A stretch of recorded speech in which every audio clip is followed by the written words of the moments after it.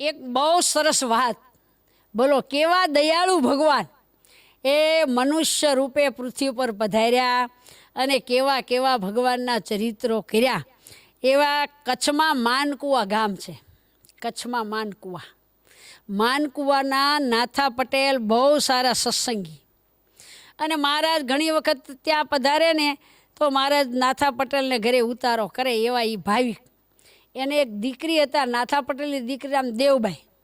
પહેલાંના જમાનામાં તો નાનપણથી લગ્ન થઈ જતા હતા, પછી યોગ્ય ઉંમર થાય ત્યારે આણું વળાવે.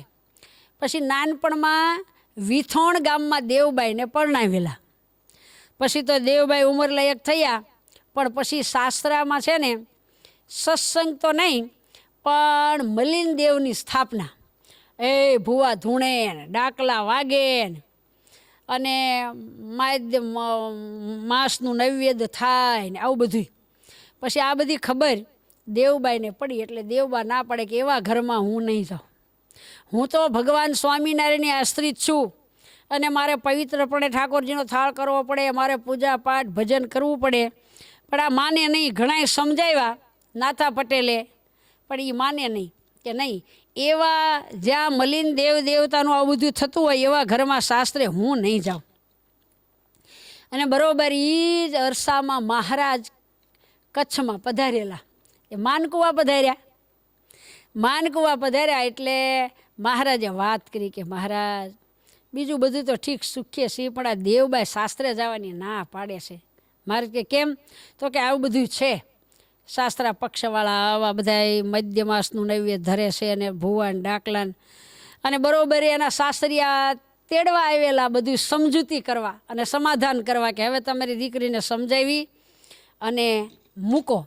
એટલે પછી સાસરી આવ્યા એટલે મહારાજ બરાબર ત્યાં ઉતારો એટલે મહારાજને બોલાવ્યા એટલે કીધું વેવાય કે જુઓ અમે ના નથી પાડતા પણ અમારી દીકરી ના પાડે છે. મહારાજ બેઠા વાત કરવા. એના સસરાને કીધું, દેવબાઈના સસરાને કે અમારી દીકરી ના પાડે છે એટલે અમે કેમ કરી? એમ કરો તમારા દીકરાને બીજી સારી કન્યા પરણાવી દેજો, એનો ખર્ચ થશે એમ આપી દઈશું. ત્યારે એના સસરા પાઘડી ઉતારીને મહારાજને પગે લાગ્યા અને ગદગદ ભાવે કહેવા માંડ્યા કે હે પ્રભુ, તમે આ બાઈને સમજાવીને મૂકો. એ બાઈથી તો અમારું આંગણું ઉજળું થશે અને આવી સંસ્કારી બાઈને અમે જાતિ કરવા માગતા નથી. માટે ગમે તે રીતે તમે એને સમજાવો અને એને વિથોણ આવવાની હા પડાવો. પછી મહારાજે દેવબાઈને સમજાવ્યા કે દેવબાઈ, મહારાજ હું નહીં જાઉં હોય ને ત્યાં નો નિયમ ધર્મ પળાય કે ત્યાં ભુવાન ડાકલા જ્યાં હોય એમાં મારે કેમ રહેવું? પછી મહારાજને કે મહારાજ એમ કરો તમે ત્યાં આવીને સત્સંગ કરાવો, તમે મને પોતે શાસ્ત્રે મૂકવા આવો, આ બધાને સમજાવો, એને સત્સંગી કરો તો એ ઘરે જાઓ. મહારાજ કે કાંઈ વાંધો નહીં, હાલો અમે આવશું. પછી મહારાજે એ વેવાઈને બોલાવ્યા એટલે દેવબાઈના સસરાને હઠ કરી અને તમે મહારાજ મારી સાથે આવો મારા શાસ્ત્રને ગામમાં અને સત્સંગ કરાવો તો જ હું જાઉં, નકર હું શાસ્ત્રે જાઉં નહીં. આવી જ્યારે હઠ કરીને એટલે મહારાજ કીધું હાલો દેવબાઈ તમારા નિયમ ધર્મની રક્ષા અમે કરશું. તે મહારાજે વેવાઈને કીધું કે તમે જાઓ તૈયારી કરો, કાલે અમે અમારી દીકરીને મૂકવા આવશું. તે તો બહુ રાજી થઈ ગયા ને સસરા ગયા ને હે ગામના બધાને ભેગા કર્યા કે આપણા ગામમાં ભગવાન આવે છે. અમારા દીકરાની પત્નીને તેડીને અમે તેડવા ગયા હતા પણ અમારી પુત્રવધુ ભગવાન લઈને આવે છે. આવી કોઈ પુત્રવધુ હોય?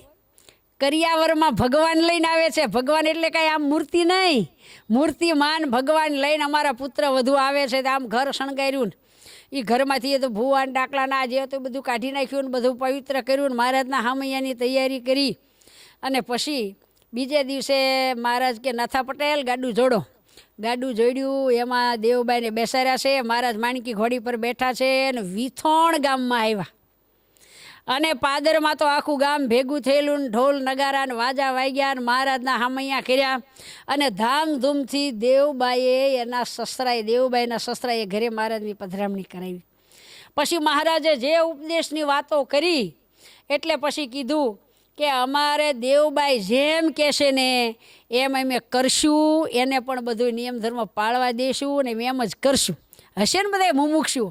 જુઓ, એ ઘરમાંથી બધું કાઢી નાખ્યું, જે કાંઈ એના મલિન દેવો હશે એ કાઢી નાખ્યા, ભૂવા ધૂણતા એ બધું કાઢી નાખ્યું, અને પવિત્રપણે રોજ થાળ કરવાનો, ઘર મંદિર બનાવ્યું, એમાં ભગવાનની મૂર્તિ પધરાવી, ભગવાન 2-4 દિવસ ત્યાં રહ્યા, આરતી ઉતારી દીધી, અને બધાને આખા ઘરને ભગવાને પોતે કંઠી બાંધીને બધાએ સ્વીકારી લીધું કે આ ઘરમાં દેવબાઈ જેવા નિયમ ધર્મ પાળશે એ અમે પાળવા દઈશું અને અમે પણ એવું કરશું.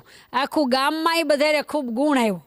ગામમાં કેટલાય મુમુક્ષુ જીવો હતા, એ બધાને સત્સંગ થયો, બધાએ કંઠી બંધાવી. જુઓ, એક સત્સંગની દીકરી પણ એને હઠ પકડી કે મારા નિયમ ધર્મ રહેશે તો જ હું એ ઘરે જઈશ, અને એને લઈને ભગવાન પોતે વિથોણ ગયા, અને આખું ગામ સત્સંગી થઈ ગયું. અત્યારે વિથોણમાં બહુ સારો સત્સંગ છે. આવી સુરવીર સત્સંગની દીકરીઓ આપણા સંપ્રદાયમાં થઈ ગઈ છે. તો વાલા બહેનો, સત્સંગની દીકરીઓ હોય ને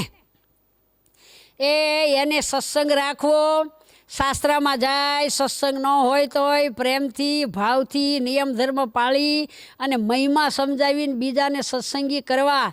એ સત્સંગીની દીકરી છે. જેને ગળહુતીમાં સત્સંગ હોય એણે સસરાના પક્ષમાં જઈને સત્સંગ મૂકી ન દેવો અને એની જેવા કુસંગી ન થઈ જવું, નિયમ ધર્મ રાખવા. આપણે ભગવાન ઓળખ્યા છે, બીજાને ઓળખવા. એવી સુરવીર સત્સંગીની દીકરી તો એવી સુરવીર હોવી જોઈએ. જો, એક દેવબાઈના